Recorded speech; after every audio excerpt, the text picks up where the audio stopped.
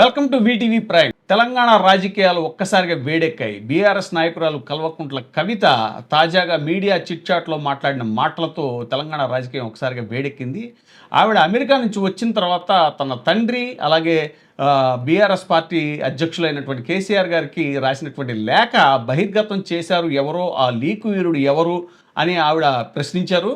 ఇప్పుడు తాజాగా మీడియాలో చిలక జోస్యం చెప్పేటువంటి ఏబిఎన్ రాధాకృష్ణ గారి మీద ఆవిడ తీవ్రంగా విరుచుకుపడుతూ ఇది జర్నలిజమా శాడిజమా అంటూ ఒక ట్వీట్ చేశారు. అయితే ఆ ట్వీట్ చేసిన కొద్ది గంటలకే మళ్ళీ ఆవిడ మీడియా చిట్చాట్లో బీఆర్ఎస్ నాయకులను తీవ్రంగా తప్పుపట్టారు. అసలు ఆవిడ వ్యూహం ఏమిటి, కేసీఆర్ గారు మరి ఈ విషయంలో ఎలా స్పందిస్తారు, అసలు ఇది బీఆర్ఎస్ పార్టీలో టీ కప్పులో తుఫానా లేకపోతే పెను తుఫానుగా మారుతుందా, ఈ విషయాల మీద ఈ ఆసక్తికరమైనటువంటి విషయాలని విశ్లేషించడానికి మనతో ఉన్నారు ప్రముఖ journalist and jurist Shri Vijayababu గారు.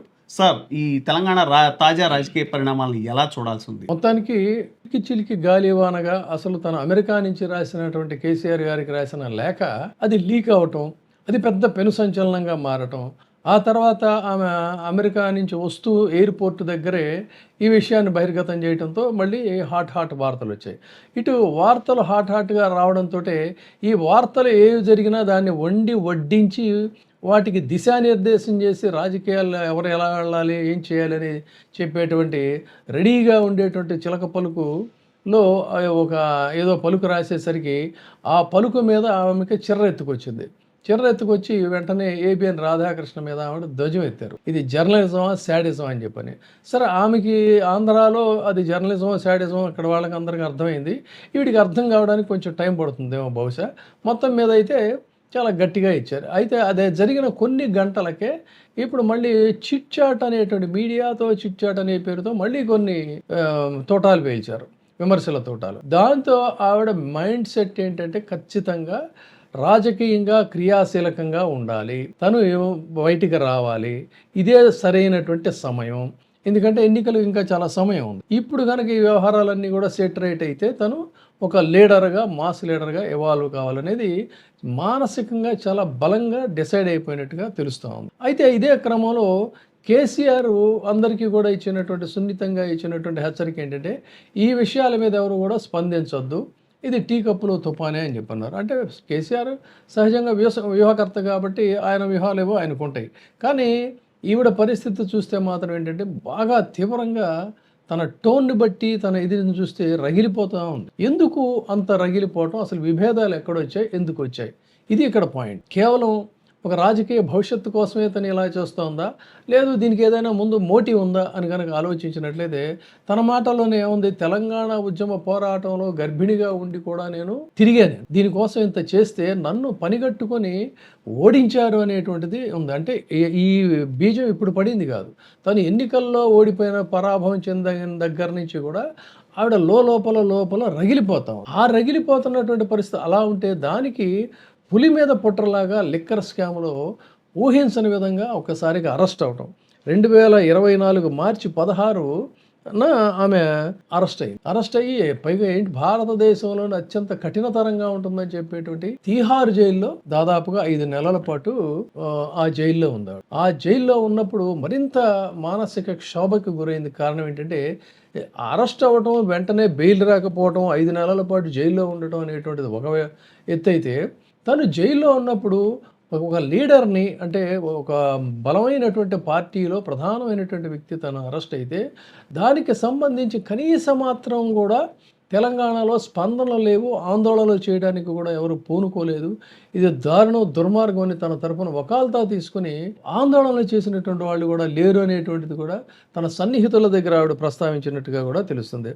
సో ఆగస్టు 28, 24న ఆమె 5 నెలల తర్వాత రిలీజ్ అయ్యారు. కేవలం ఆమె బెయిల్ కోసం బెయిల్ పిటిషన్లు వేయటం ఇదే తప్ప పార్టీ పరంగా పట్టించుకోలేదు. సరికదా, విడుదలై వచ్చిన తర్వాత ఇంకా నీకు అసలు రాజకీయాలు అనవసరం, నువ్వు కొంతకాలం నువ్వు సైలెంట్గా ఉండని చెప్పి కూడా చెప్పడం అనేది పుండు మీద కారం చల్లినట్టుగా ఇదయ్యి ఒక నెల రోజులు దాదాపు 3 నెలల పాటు అజ్ఞాతంలోకి వెళ్ళిపోయింది ఆవిడ. అజ్ఞాతంలోకి వెళ్ళిపోయి భవిష్యత్తు కార్యక్రమాన్నంతా కూడా నిర్ణయించుకొని ప్లాన్ చేసుకొని ఏం చేయాలి అని చెప్పని అనుకోవటం.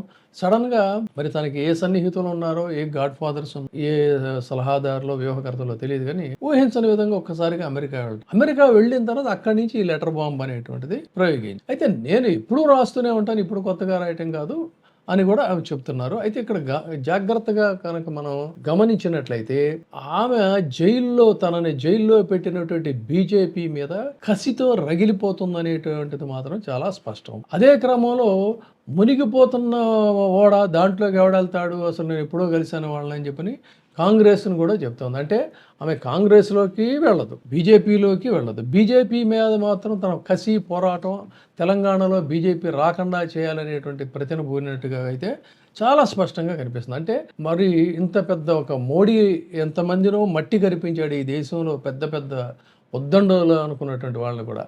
అలాంటి మోడీని ఢీకుని తను నిలబడగలుగుతుందా తండ్రి సపోర్ట్ లేకపోయినట్లయితే? అందుకు కూడా మానసికంగా సంసిద్ధురాలు అయిందంటే అబ్వియస్లీ అవుతుంది. ఏమని ఏం చేస్తారు, మహా అయితే మీరు జైల్లో పెట్టారు, తీహార్ జైల్లో పెట్టారు, 5 నెలలు పెట్టారు, ఇంతేనా, ఇంతకంటే ఇంకేం చేస్తారా అనేటువంటి ఒక భావన కూడా బహుశా మానసికంగా తను ప్రిపేర్ అయి ఉంటుంది. అందుకనే బీఆర్ఎస్ని బీజేపీలో విలీనం చేయాలనుకున్నారు అనేది కూడా ఒక పెద్ద భావం పేల్చింది. ఇదో పెద్ద సెన్సేషనల్ న్యూస్ అవుతుంది. సో ఏతావాత చూసేది ఏంటంటే భవిష్యత్తు కార్యాచరణ ఆల్రెడీ తను ప్లాన్ చేసుకుంది. ఈ భవిష్యత్తు కార్యాచరణకి ఇదే అదనని కూడా అనుకుంది. దీనికి సంబంధించి మళ్ళీ మనం కొన్ని వేరే దీంతో స్టడీతో ఇంకొకసారి కొన్ని రోజుల తర్వాత మనం వేరే వీడియోలో చెప్దాం. ప్రస్తుతానికైతే ఆమె భవిష్యత్తు ఖచ్చితంగా తనకు తనుగా నిర్ణయించుకోవడంలో ఈ గొడవలన్నీ కూడా ఎందుకు వచ్చాయి ఏమిటి అన్నట్లయితే తన ఎగ్జిస్టెన్స్, తనను పూర్తిగా ఇగ్నోర్ చేయడం అనే దాన్ని భరించలేకపోయింది. చాలామంది ఏమంటున్నారంటే ఆస్తుల గొడవ, ఆస్తుల తగదని అంటున్నారు. కానీ రాజకీయంగా ఒకసారి పదవిని రుచి చూసిన తర్వాత, మాసెస్లోకి ఉన్న తర్వాత, మాస్ లీడర్లుగా ఇవాల్వ్ అయిన తర్వాత వాళ్ళని ఖాళీగా ఉండమంటే ఎవరు ఉండరు. కాబట్టి నువ్వు కొన్నాళ్ళు సైలెంట్గా ఉండడం అనేది కూడా ఆమెకి పుండు మీద కారం చల్లినట్టుగా అయిందనుకోవాలి. సో ఇదే సమయంలో మరి తన భవిష్యత్ కార్యాచరణ ఏంటంటే, ప్రస్తుతం అయితే రాజకీయాల్లో కొన్ని స్ట్రాటజీస్ ఉంటాయి. ఆ విధంగా నేను లేఖలు రాస్తూనే ఉంటాను అంది. నువ్వు పార్టీలో నుంచి సస్పెండ్ చేసేదాకా బహుశా లేఖలు రాస్తూనే ఉంటుంది. ఈలోపు తన వ్యూహరచన తను చేసుకుంటూ పోతుంది. తను 2 ఆప్షన్స్ తన సన్నిహితుల, మనం ఇది మాట్లాడే ముందు కూడా కొంతమందితో మనం సన్నిహితులతో మాట్లాడాం కదా, విశ్వసనీయ వర్గాల ద్వారా మనకు అందిన సమాచారం ఏంటి అన్నట్లయితే జాగృతి అనేటువంటి సంస్థను ఆల్రెడీ తను ఫ్లోట్ చేసింది. సో అవసరమైతే ఈ జాగృతి అనే పేరుతోనే పార్టీని ఏర్పాటు చేస్తారా? కాదు అన్నట్లయితే ఆశ్చర్యకరంగా అన్ని టెక్నికాలిటీస్ అన్నీ కూడా ఒకవేళ అలౌ చేసేటట్టయితే తిరిగి మళ్ళీ వాళ్ళకు సెంటిమెంట్ కూడా ఉంది. టీఆర్ఎస్ పార్టీని ఎప్పుడైతే బీఆర్ఎస్గా మార్చారో అప్పటి నుంచే పట్టుకుందనేది వాళ్ళే చాలామంది వ్యాఖ్యానిస్తున్నారు. అలాంటి పరిస్థితుల్లో తిరిగి మళ్ళీ టీఆర్ఎస్ని తెర మీదకి తీసుకొస్తారా? ఈ 2 ఆప్షన్స్ కూడా తన సన్నిహితులతో సంప్రదిస్తున్నట్టుగా తెలుస్తుంది. అయితే ఇట్ ఈస్ టూ ఎర్లీ, ఇప్పటికిప్పుడు ఏదో లాంచ్ చేసేస్తారని కాదు, ముందు అయితే కొంత రగడ అనేటువంటిది నడుస్తూ ఉంటుంది. సో ఈ 2 ఆప్షన్స్తో తను ముందైతే తన తండ్రి మీదే తను పోరాటం, మిగతా వాళ్ళందరినీ వీళ్ళు చుట్టూ ఉన్నారని చెప్పి వాళ్ళు దెయ్యాలని అదని అంటున్నారు. కానీ అసలు ముందు దేవుడు ఏం చేస్తాడు, ఇది కాదు ఇక్కడ పాయింట్. సో అది ఎంతవరకు ఇదవుతుంది, ఆయన వ్యూహం ఎలా ఉంటుంది అనేది చూడాలి. మొత్తంగా అయితే మాత్రం తెలంగాణ నుంచి ఎటువంటి పరిస్థితుల్లో కూడా బీజేపీ గెలవడానికి వీల్లేదనేటువంటి ఉద్దేశంతో ఒక శపథం చేసింది, ఒక తిరుగుబాటు ధిక్కార స్వరాన్ని వినిపిస్తుంది.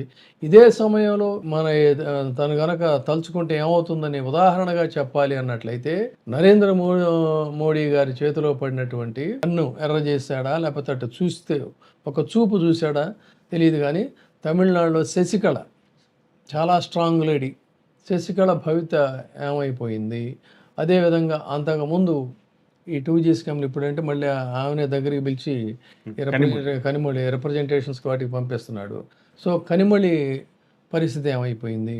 ఇలాంటివి ఇంకా చాలామంది నాయకులు ఉన్నారు. సో ఆ పరిస్థితుల్లో మరి ఒకవేళ ఆ కుంభస్థలాన్ని ఢీ కొట్టడానికి కూడా ఆవిడ మానసికంగా సిద్ధపడింది అనేది చూద్దాం. సరే, ఈ మొత్తం వ్యవహారంలో కాంగ్రెస్ పార్టీ వెనకాల ఉంది అని ఒక చర్చ జరుగుతుంది, దాన్ని ఎలా చూడాలంటారు? అబ్వియస్లీ అంటే బీజేపీని ఆవిడ వ్యతిరేకిస్తుంది కాబట్టి కాంగ్రెస్ పార్టీలో వాళ్ళు ప్రోత్సహిస్తున్నారు అనేటువంటిది వినిపిస్తోంది. కానీ ఇక్కడే ఆసక్తికరంగా ఒక ఇది గమనించాల్సింది ఏంటంటే, ఏ లిక్కర్ స్కామ్‌లో అయితే తను అరెస్ట్ అయ్యి జైలుకి వెళ్ళిందో, ఆ లిక్కర్ స్కామ్‌లో ప్రధాన సూత్రధారిగా బీజేపీ వాళ్ళు ఆరోపిస్తున్నటువంటి మాజీ ఢిల్లీ ముఖ్యమంత్రి కేజ్రీవాల్. కేజ్రీవాల్ కూడా సింగిల్‌గానే ఫైట్ చేశాడు తప్ప, ఎక్కడా కూడా కాంగ్రెస్‌తో కలవాలనే ప్రయత్నం చేయలా. బహుశా ఈవిడ కూడా కేజ్రీవాల్ బాటలోనే ఇన్స్పైర్ అయిందని కూడా మనం అనుకోవచ్చు. అందుకనే చెప్తున్నా ఈ అన్ని విషయాల గురించి మళ్ళీ మనం ఇంకొక దీంట్లో సమగ్రంగా తెలుసుకుందాం. ప్రస్తుతానికైతే తన దారి ఏది ఏమైనా సరే తన తెలంగాణలో తన పొలిటికల్ ఎగ్జిస్టెన్స్ కోసం తను మానసికంగా సంసిద్ధురాలైంది ఏదేమైనా అనేది మాత్రం చాలా స్పష్టంగా చెప్పొచ్చు. ఆ పేర్లు కూడా మనం ఇంతవరకు జాగృతి అనేది ఒకటే అందరూ చెప్తున్నారు. జాగృతి పెట్టాలా, లేదు టీఆర్ఎస్ సెంటిమెంట్తో మళ్ళీ దీన్ని పునరుద్ధరించాలనే ఆలోచనలో కూడా ఉన్నట్టుగా మనకి స్పష్టంగా తెలుస్తుంది. Thank you sir. తాజా రాజకీయ పరిణామాల మీద ఆసక్తికరమైనటువంటి చర్చలకి చూస్తూనే ఉండండి. వీటీవీ ప్రైమ్ లైక్ చేయండి, షేర్ చేయండి, సబ్స్క్రైబ్ చేయండి. Thank you. ఇప్పుడే సబ్స్క్రైబ్ చేయండి, లైక్ చేయండి, షేర్ చేయండి. వీటీవీ ప్రైమ్, మీ ఉత్తమాభిరుచుల సమ్మేళనం.